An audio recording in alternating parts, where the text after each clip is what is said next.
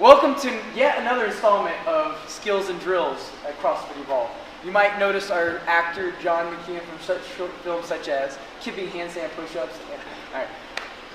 So we're going to go through a progression for our dips today, working from our boxes to our rings. So going from easiest to hardest. So John's going to go ahead and set up his boxes about 30 inches tall. He's going to start out with the easiest of all the movements, feet out in front. He's going to lower himself to where his shoulders are stacked over his fingers, getting a 90-degree bend in his elbows, making sure he leads with his chest and shoulders forward, getting through a full range of motion for that dip.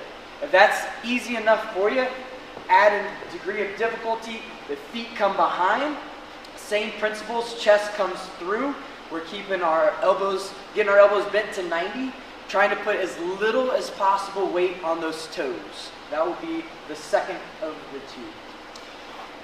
To add some more difficulty of degree, we're going to introduce the rings. So the rings are going to introduce this 360 degrees of movement. The rings are going to want to pull away from you. So it's going to be essential that you drive those rings to your side and control this.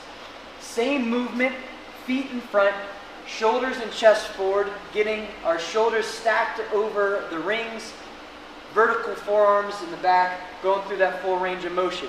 If you're able to knock those out, no problem. We'll take that to a harder of the two.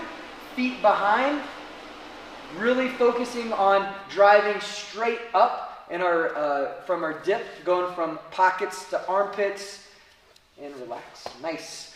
John's going to move the rings up to about hip height, a little bit higher than hip height for our hardest progression of the ring dip movement.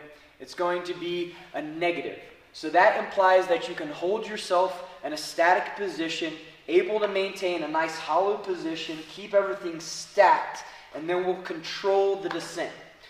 Making sure we get to that good supported hollow position. Rings are controlled at the side. John's going to lower himself, chest coming forward, stacking those shoulders, and getting to the bottom position where he can touch the ground comfortably without overextending his shoulders. So I want you to be able to stop, not going too far past your shoulders.